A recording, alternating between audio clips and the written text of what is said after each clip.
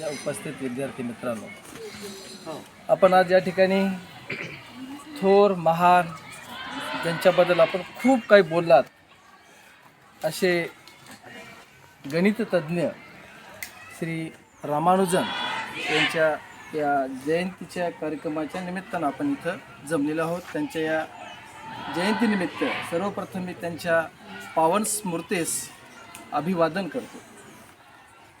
तर या ठिकाणी खरंच खूप छान आयोजन आहे. मुलीने रिप्रेझेंटेशन यासुद्धा खूप चांगलं केलं.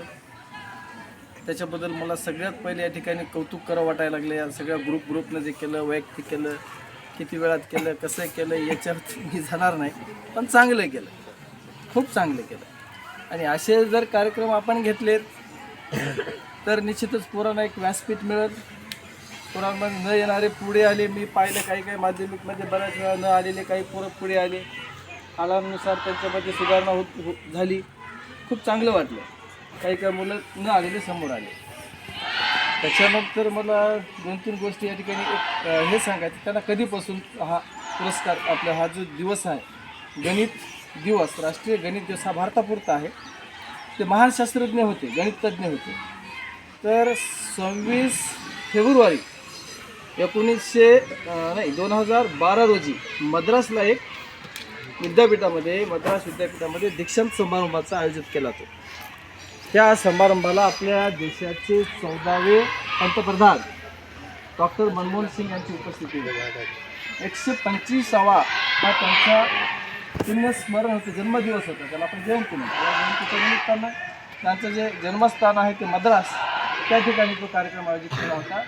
आणि त्या ठिकाणी त्या दिवशी आपल्या पंतप्रधानांनी जाहीर केलं की आजपासून त्यांचा जो जन्मदिवस आहे तो आपण राष्ट्रीय गणित दिवस म्हणून काय करायचं आहे साजरा, आणि तेव्हापासून याची सुरुवात झाली. तर खूप चांगलाच कार्यक्रम केला. आता याच्यानंतर एक दिवस येणार आहे 28 फेब्रुवारी. तुम्ही सुद्धा विज्ञान दिवस आहे, विज्ञानाचं महत्त्व सांगायचं.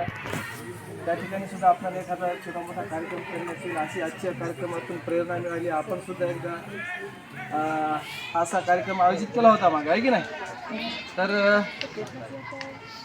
नंतर मी काही जास्त बोलणार नाही. खूप चांगलं, म्हणजे बऱ्याच गोष्टी माहीत झाल्या रामानुजनबद्दल, काय होते, त्यांनी काय केलं वगैरे वगैरे, आणि गणिताचं महत्त्व खूप छान सांगितलं. आणि आहेच, कारण सकाळी उठल्यापासून आपण झोपेपर्यंत, जन्मापासून मरण्यापर्यंत इथं कार्यक्रम सुरू होण्यापासून